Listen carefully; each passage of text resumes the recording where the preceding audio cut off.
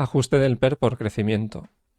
Antes de empezar con todas las matemáticas, hay que tener claro que esto no son ni finanzas cuantitativas, ni física, ni ingeniería. Hay que relativizar un poco todos los números, porque al final una empresa con PER 10 es exactamente igual que esa empresa con PER 10,2, pero hay que hacer números porque tampoco podemos invertir a bulto. Lo que hay que hacer es, con toda la información, hacer todos los cálculos y números que sean necesarios y después, con todo el resultado que hemos obtenido, relativizar un poco y tomar decisiones.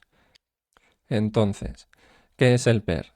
En realidad el PER debe entenderse como el número de años en los que el precio que hemos pagado por la acción se recupera en base a los beneficios generados. Pero en ese cálculo del número de años debe tenerse en cuenta el crecimiento de beneficio. Una empresa cuyo beneficio crece al 20%, este año tendrá unos beneficios, el siguiente tendrá un beneficio 20% mayor, el siguiente 20% mayor, teniendo en cuenta además el crecimiento del beneficio del 20% anterior, etcétera, etcétera, y ese retorno va a ser mucho más rápido que otra empresa que crece al 3%, por ejemplo. ¿Y cómo se calcula? Aquí están las matemáticas, no es nada muy complicado, y al final el resultado es este. El número de años de retorno es el logaritmo de 1 más k por PER partido el logaritmo de 1 más k. ¿Qué es k? K es la tasa de crecimiento en formato 0.x. Si la empresa crece al 20%, k será 0.20, por ejemplo. Y lo podemos ver mucho más claro en esta tabla. Por ejemplo, una empresa con PER 10, si no tiene crecimiento, k igual a 0, nos retorna el precio en 10 años. Si tiene un 20% de crecimiento anual, nos retorna el precio pagado en 6 años. Una empresa con PER 15, con un 20%, nos retorna en 7,6 años, etcétera, etcétera. Y se puede ver, por ejemplo, como una empresa de PER 15 que crece al 10% es equivalente a una empresa de PER 25 que crece al 20%. Esta nos retorna 9,6 años y esta en 9,8. Y este es el motivo por la que empresas de alto crecimiento cotizan a múltiplos más exigentes. Este concepto es súper importante. Una empresa que tiene un crecimiento de beneficios muy alto y consistente tiene mucha razón de ser que cotice a múltiplos PER mucho más altos que una empresa con crecimientos mucho menores.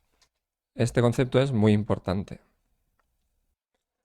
También podemos traducir esto en formato CAGR, rentabilidad anualizada, y estos serían los números. Una empresa con PER 25, que hemos pagado a PER 25, con crecimiento del 20% de beneficios, nos retornará al 7,3% anualizado. Una empresa con PER 10, por ejemplo, con 10% de crecimiento de beneficios, nos retornará al 10%. Un detalle que hay que tener en cuenta es que este concepto de rentabilidad anualizada asume reinversión y el concepto de años de retorno no asume reinversión. Pero simplemente un detalle. Y repito, este concepto es súper importante, súper importante. Una empresa que tiene crecimientos altos de beneficio tiene mucha razón de ser que cotiza múltiplos mucho más altos. Por eso no hay que rechazar empresas con múltiplos altos que tengan mucho crecimiento de beneficios simplemente por el hecho de tener un múltiplo alto, porque va a ser mucho más conveniente, por ejemplo, una empresa con PER 25 que crezca al 30% que una empresa con PER 15 que no crezca sus beneficios. La empresa con PER 25 a un 30% nos retornará lo que hemos pagado en la mitad de tiempo que una empresa con PER 15 que no haga crecer sus beneficios.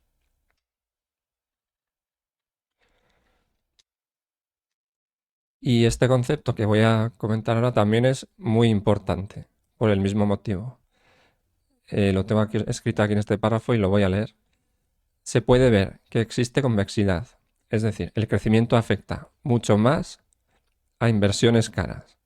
Esto es algo positivo en el sentido de que si cometemos errores de inversión y sobrepagamos en nuestra inversión, si la empresa es de alto crecimiento, este efecto puede solventarnos el problema en cierta medida de haber sobrepagado. Es decir, el alto crecimiento hace aumentar tanto los beneficios que sobrepagar es menos relevante. Y por eso es normal que empresas de alto crecimiento puedan llegar a cotizar a múltiplos muy exagerados y se puedan formar burbujas.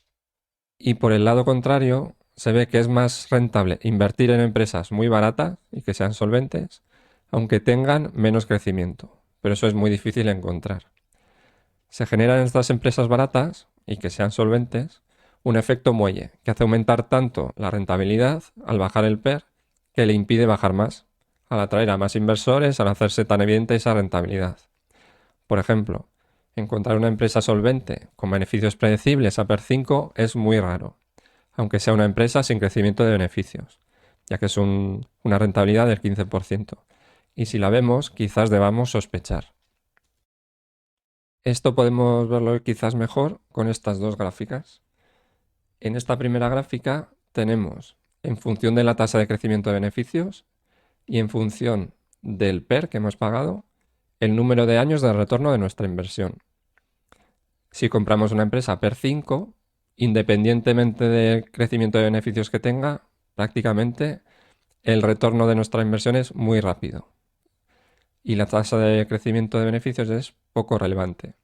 Cuanto mayor es el PER que hemos pagado, por ejemplo, PER 25, se hace más relevante la tasa de crecimiento de beneficios. Si los beneficios crecen al 5% y hemos pagado un PER muy alto, el número de años de retorno de nuestra inversión es muy alto. Si los beneficios no crecen, será en el límite de 25 años de retorno de nuestra inversión. Conforme mayor es el crecimiento, el precio que hemos pagado es menos relevante. Por ejemplo, si hemos pagado PER 25 o PER 15, con un alto crecimiento del 30%, el retorno de nuestra inversión es muy parecido. Por eso lo que comentaba antes, de que si hemos sobrepagado, si el crecimiento de beneficios es muy alto, ese problema en cierta medida se nos solventa. Y es por eso que en empresas de crecimiento muy alto exista la tendencia a unas valoraciones muy exageradas. El problema viene cuando ese crecimiento de beneficios tan exagerado se desvanece en el tiempo y no se mantiene. Entonces sí, aflora ese problema de las valoraciones muy altas y toda esa burbuja que se ha montado se desmonta. Y aquí podemos ver lo mismo en formato de rentabilidad compuesta anualizada.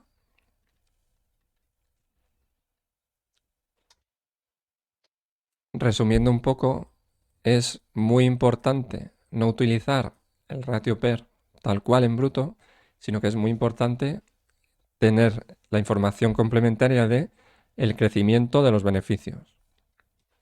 No es para nada igual una empresa que tiene un crecimiento muy alto, aunque tenga un PER alto, que una empresa que no haga crecer sus beneficios. El significado del PER es muy diferente y es muy relevante tener esa información en cuenta.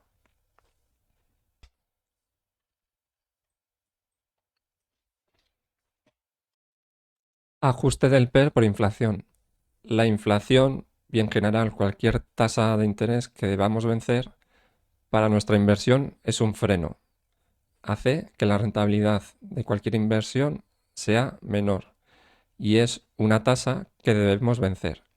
Si invertimos bien en inversiones que generan retorno, no es muy relevante, pero debemos hacer los números para asegurarnos que eso es así. Pero en general es un efecto menos relevante que el efecto anterior que hemos visto de la tasa de crecimiento de beneficios. En general, el riesgo de la inversión no merece la pena si no superamos a esa tasa con diferencia.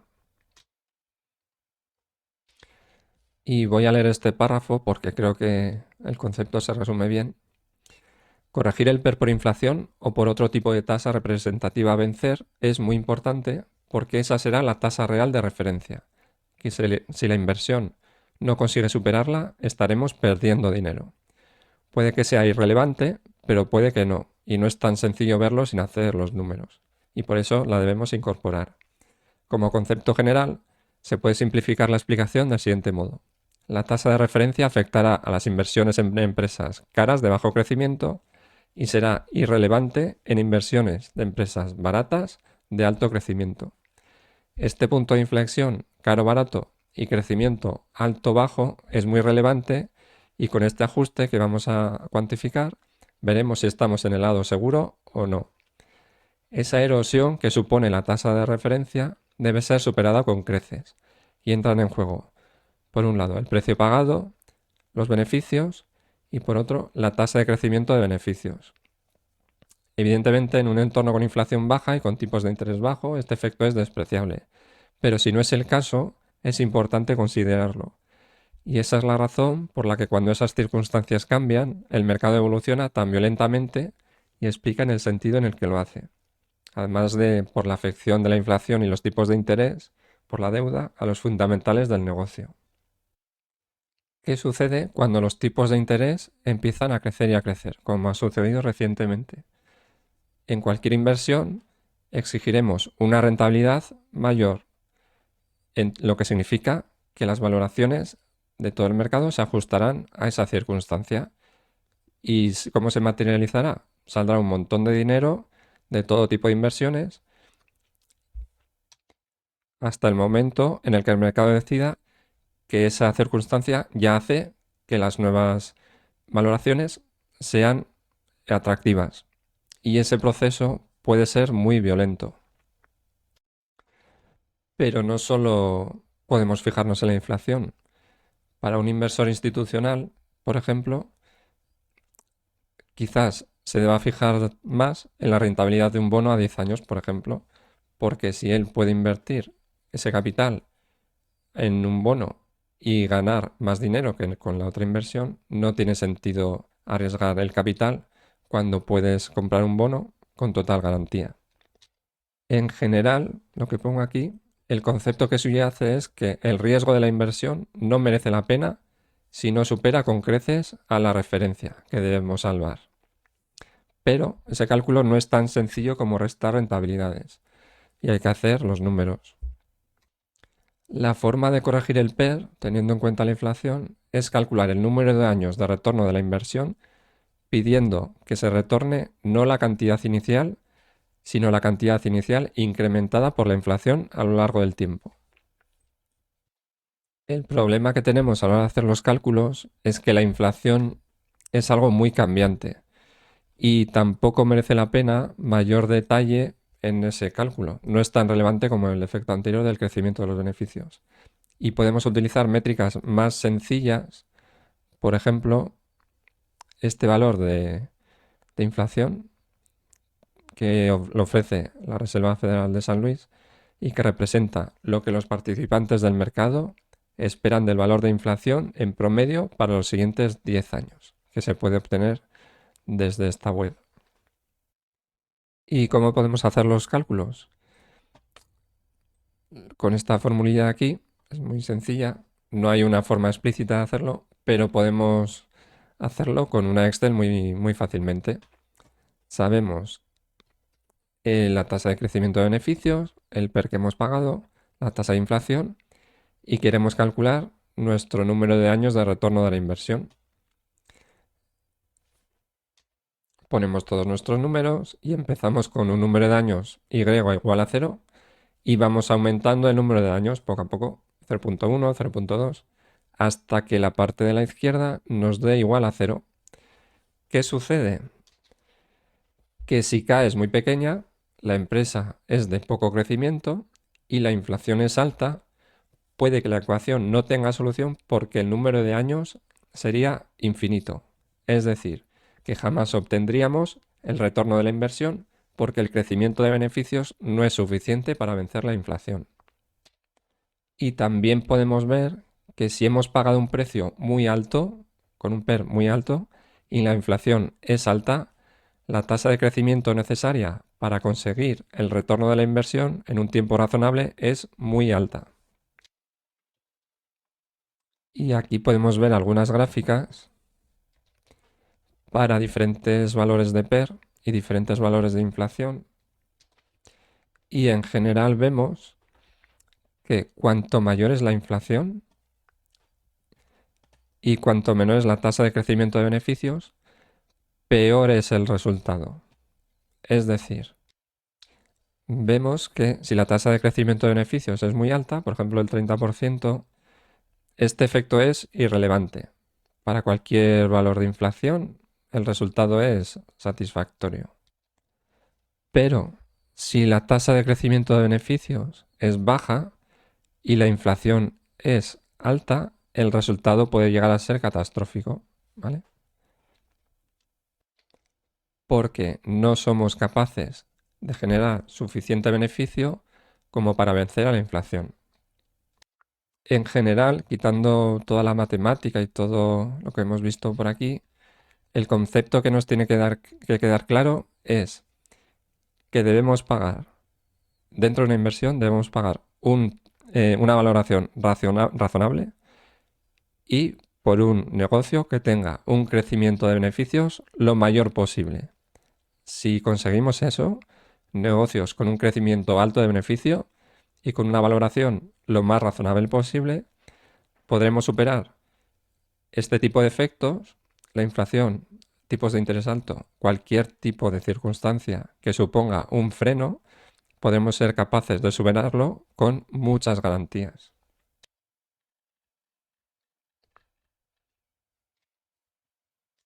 Pero en general, más que por vencer ese efecto, lo que queremos es obtener un retorno lo más satisfactorio posible.